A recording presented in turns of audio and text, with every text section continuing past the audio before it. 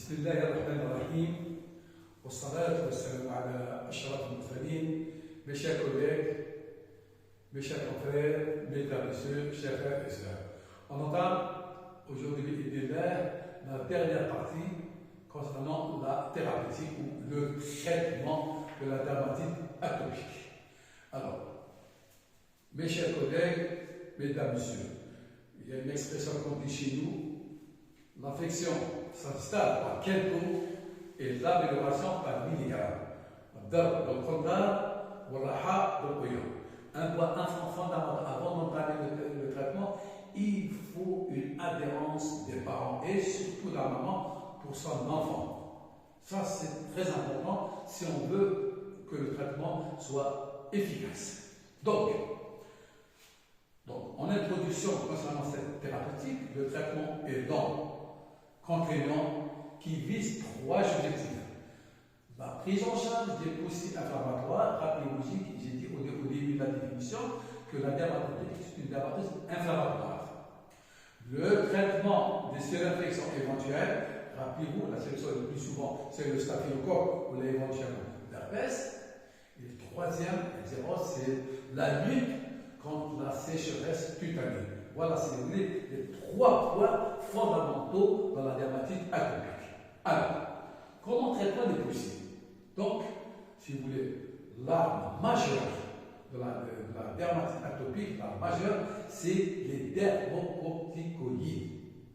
C'est le traitement de référence lors des poussées. Quelle est l'action? Une action anti-inflammatoire, immunosuppressive et antimétotique. Donc, si vous voulez, les dermatologues ont des indications bien définies et nombreuses. Anti-inflammatoires, immunosuppressives et antimétotiques. Voilà un petit peu, si vous voulez, le point essentiel.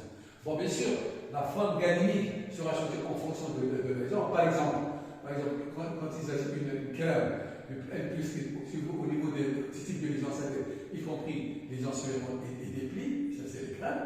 Les pommades, quand les lésions sont sèches ou liquidifiées, ça c'est le chat, la forme galénique. Là, ce tableau, je ne vais pas entrer dans les détails, mais pour dire qu'il y a beaucoup de dermatologies, il y a de plus fort au plus faible, du plus fort au plus faible. Ça, activité forte, très forte, activité modérée et activité faible. Et là, dans ce tableau, j'ai résumé beaucoup de dermatologies. Et là, ça a une idée. Là, c'est la DCI, ce qu'on appelle la définition commune internationale. Donc là, et puis là, c'est ce qu'on a, par exemple, le clopidazole, le métabazole, etc. Et là, la spécialité, par exemple, le clopidazole, c'est Delcoval, etc. Bétaméthasone, c'est le Pléval, bétaméthasone, typhosone, etc. Donc, les dermatologies sont des médicaments. Ça, c'est important. Il faut les utiliser de façon rationnelle. Ça, c'est important.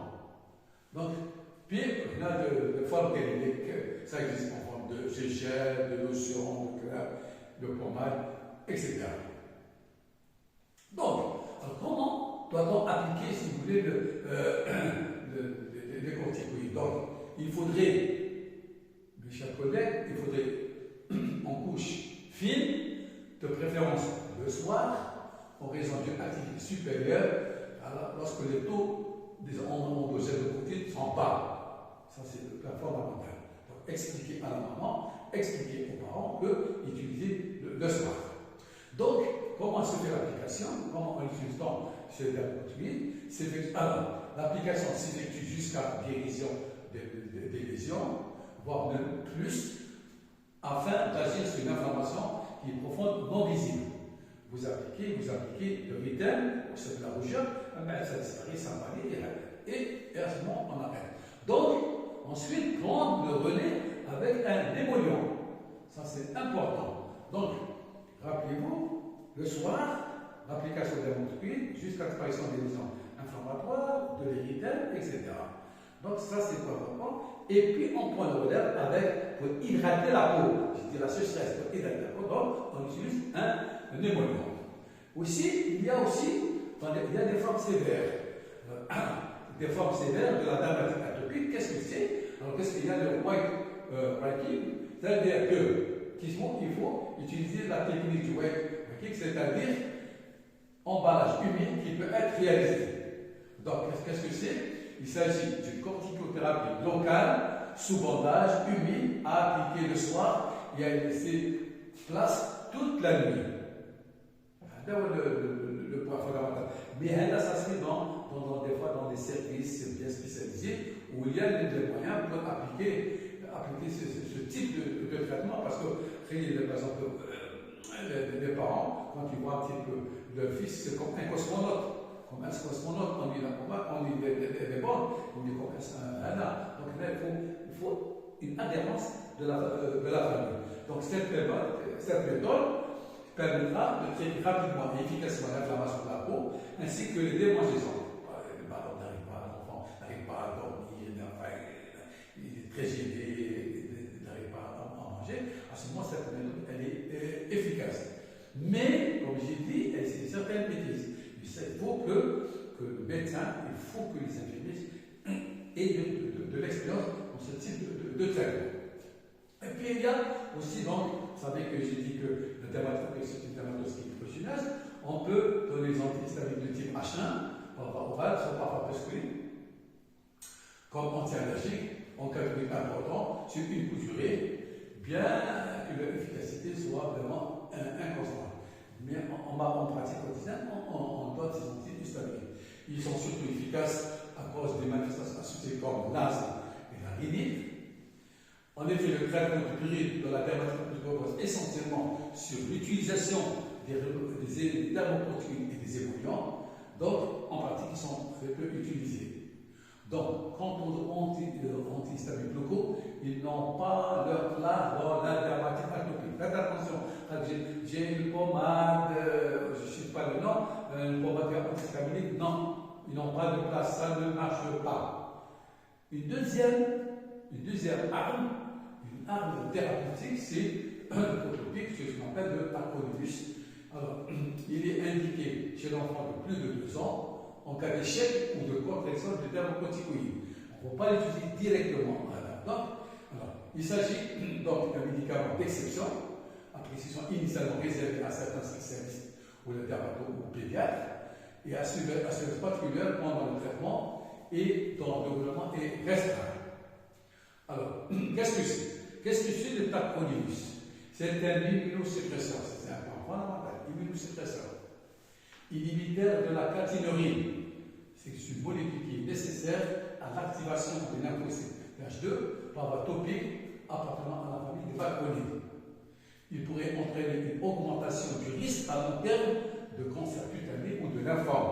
D'ailleurs, il faut commencer par les dermocorticoïdes, ensuite le tacrolimus. Beaucoup de parents on peut ramener ça de France, etc. Faites attention. Donc, et puis, un autre problème, j'ai dit que vraiment la sensibilité aux infections atopiques et donc surtout le staphylocoque doré. Donc, un traitement antibiotique par voie orale, comme une bétalamine, peut être associé à un antibiotique local. Et lors de la seule infection herpétique, une hospitalisation sera nécessaire avec perfusion intravenöse si vous voulez. Je m'explique, mesdames, messieurs, mes chers collègues, je m'adresse à la maman. Vous avez un enfant, vous avez un nourrisson qui a une dermatite atopique, c'est-à-dire au niveau des pommettes. Et vous avez un herpès au cours de la menstruation, au cours de vos règles.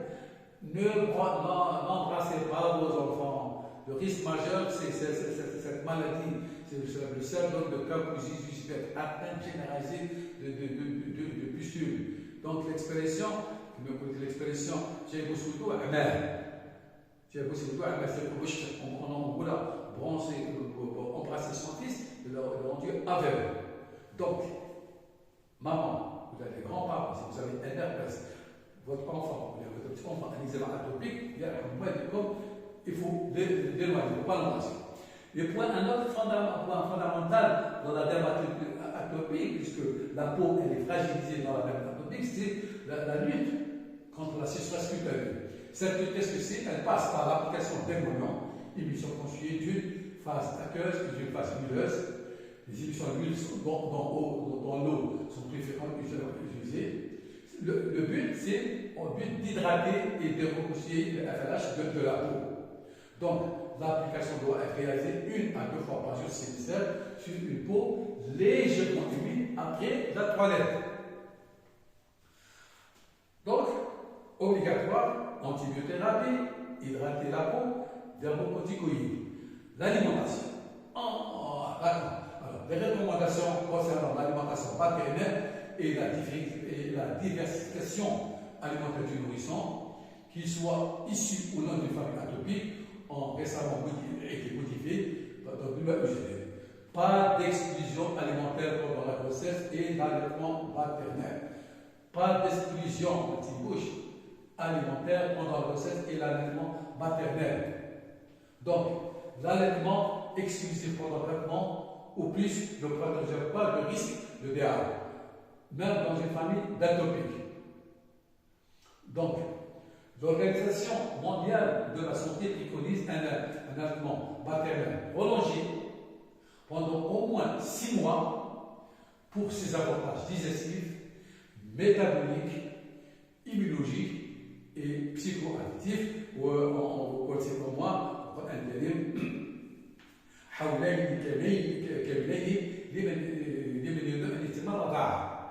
c'est très important, l'allaitement maternel.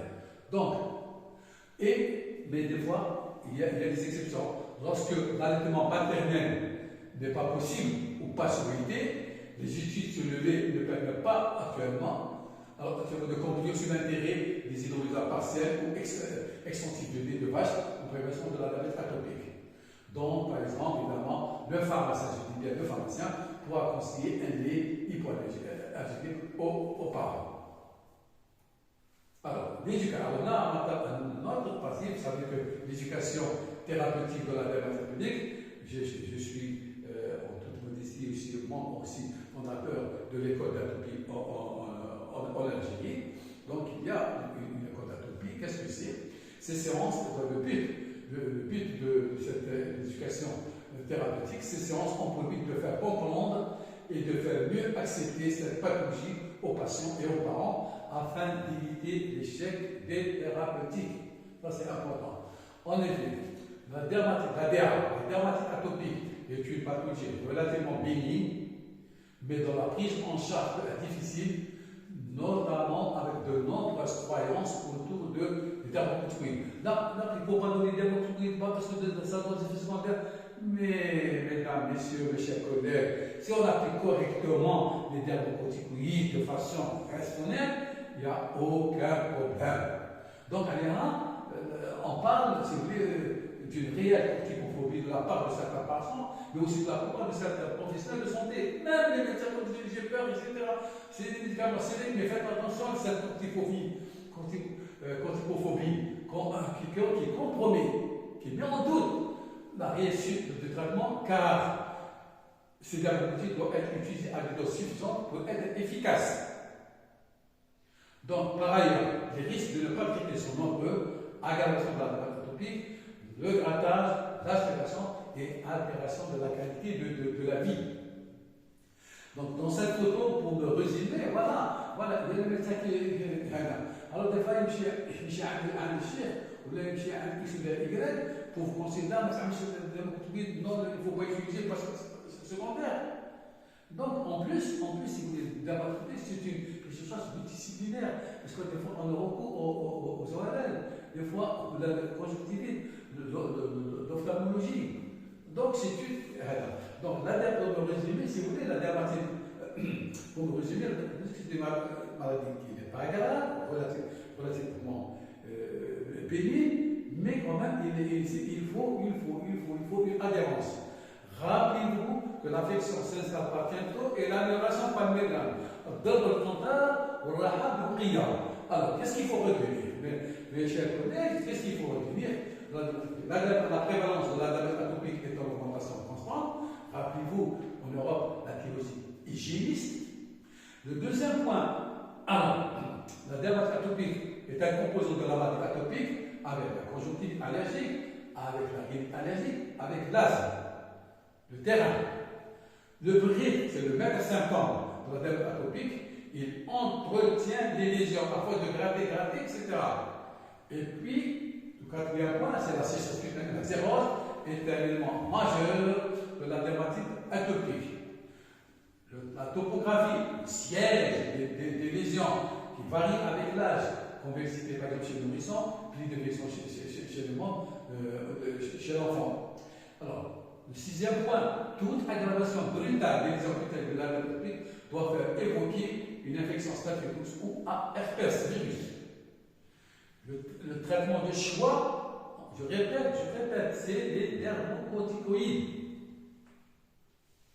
Alors, donc, cette notion essentielle, il ne faut jamais oublier que c'est une maladie multifactorielle fréquente chez l'enfant, multifactorielle, rappelez-vous dans l'environnement, rappelez-vous, multifactorielle, plusieurs facteurs qui entrent.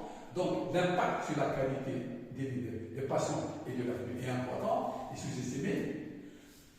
Et que les patients atteints de la maladie sont souvent insuffisamment traités. Le deuxième point, c'est la croyance des patients et l'entourage. Ils ont peur des corticoïdes, la dermatocorticophobie, le rôle des facteurs allergiques, rappelez-vous les pollens, les acariens, qui perturbent la descente thérapeutique et favorisent le nomadisme médical. On ne travaille pas. La recherche des facteurs aggravants potentiels, c'est-à-dire l'allergie alimentaire, la surinfection, des facteurs psychiques, l'examen de contact, qui doit être adapté au cas par cas. Et puis, une allergie alimentaire doit être évoquée en cas de dermatite sévère du nourrisson et en cas de résistance à un traitement local bien conduit. En pathologie alimentaire, si le malade, si les parents ont bien suivi correctement, s'ils suivent régulièrement, à ce moment, on peut entrer la deuxième étape, c'est-à-dire rechercher, faire des tests. Alors, que les traitements locaux sont la base de la prise en charge, donc les dermatologues sont utilisés en première intention en traitement d'attaque de la DA, jusqu'à la rémission, je l'ai dit tout à l'heure, et en traitement de traitement, dès le traitement, quelle que soit la gravité de la dermatite atopique. La puissance du dermatologue et de la forme sont adaptées à l'âge et la localisation des lésions.